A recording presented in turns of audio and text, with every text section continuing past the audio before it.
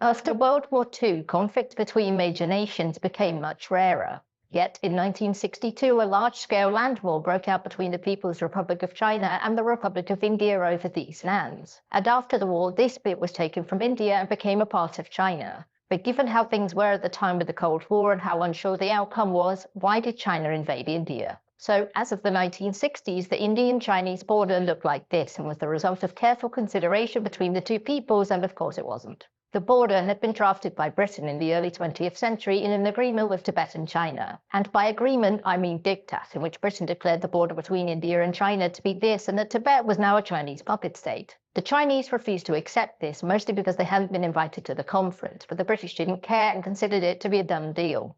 Now, India gained its independence in 1947, and along with its freedom, it also gained a territorial dispute, one which was made worse when China annexed Tibet in 1951, and since it was one of India's most important trading partners, it soured relations. Tensions rose until 1954, when India and China came to an agreement in which they agreed to respect each other's territorial integrity and increase trade. This was up until 1960, when Tibet was host to a failed uprising, and the crackdown afterwards damaged India's ties in the region. The Indian Prime Minister, Jawaharlal Nehru, was critical of China's response and gave shelter to those fleeing the region. This angered the Chinese government, and its foreign minister Zhou Enlai pushed for a military response to do two things. One, take this territory, which was populated largely by Indians of Chinese descent, and two, dissuade India from supporting any Tibetan rebels in the future. As such, spies were sent into northern India to lay the groundwork for an invasion, and the Chinese built up infrastructure in the border regions and started to move soldiers there. The Indians, fearing an escalation, created the forward policy, which would build up their border defences and make India's claim to the land indisputable.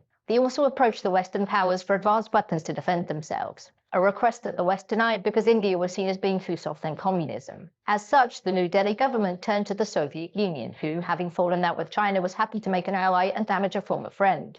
In October 1962, after small-scale clashes between Indian and Chinese forces, 40,000 Chinese soldiers crossed into India here, which itself only had several thousand soldiers in the region. The Chinese leadership wanted a quick war because their military was both unsure as to how well India was prepared and also believed that they couldn't win a war of attrition. And launching an attack in October was useful too, since soon after the fighting began, the United States and the Soviet Union were too busy with a certain Cuban Missile Crisis to do anything about it. At first, China performed well and pushed into the area with ease, and Zhou Enlai pushed for peace negotiations, which Nehru rejected. And a month after Chinese forces had crossed into India, they'd reached the edge of China's claim to territory, and so they declared a ceasefire, meaning that the war was effectively over, because China didn't want to push its luck and India wasn't in a position to respond. So, in the end, this war had many long-term effects. The loss pushed India to modernize its military and begin the development of nuclear weapons, and the spell by the West pushed it closer to the USSR. And Pakistan gained too when itself and China settled their own disputes over their common border, which in turn pulled Pakistan away from the West, since due to the increased trade, they'd gotten more from Beijing than they ever had from Washington or London, which completely changed the balance of power in the region.